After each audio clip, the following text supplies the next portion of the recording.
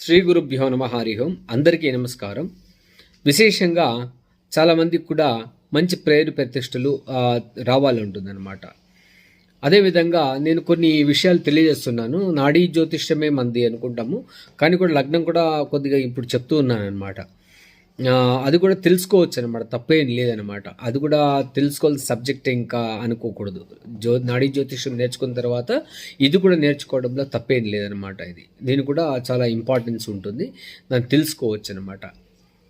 అదేవిధంగా మంచి పేరుకు గురువు ఎవరి జాతకంలో చెడుతుందో అంటే ఏంటి, గురువు యొక్క స్థానం ఆ యొక్క చెడిపోవడం అంటే అది యొక్క నీచ స్థానం అవడం కానీ, లేదంటే రాహుకేతువులతో కానీ, విరోధ గ్రహాలతో ఉన్నప్పుడు కానీ ఏమైతే మంచి పేరు ప్రతిష్టలు వస్తుందన్నమాట. ఏదో రకంగా పేరు ప్రతిష్టలు వస్తుంది.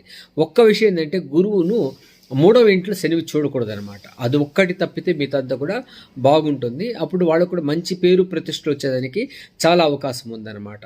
మనం ఇలాంటి విషయాలు ఇంకా తెలుసుకోవాలంటే మన యూట్యూబ్ను కానీ, మన యొక్క ఫేస్బుక్ను కానీ ఫాలో అవడం వల్ల ఇలాంటి విషయాలు తెలుస్తూ ఉంటుంది, మీకు తెలుసుకోవచ్చు మీరు.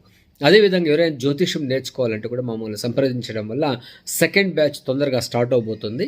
మీరు దానికి రిజిస్టర్ అవ్వచ్చు. చాలా నాడీ జ్యోతిషంతో పాటు అష్టమంగళ ప్రశ్నలు కానీ, తర్వాత గవల శాస్త్రం కానీ, తాంబూల ప్రశ్న కానీ, నాడీ జ్యోతిషం కానీ నేర్పడం జరుగుతుందన్నమాట. ఎవరైనా ఇంట్రెస్ట్ ఉన్న వాళ్ళు మమ్మల్ని సంప్రదించవచ్చు అని తెలియజేస్తున్నాను. Thank you very much.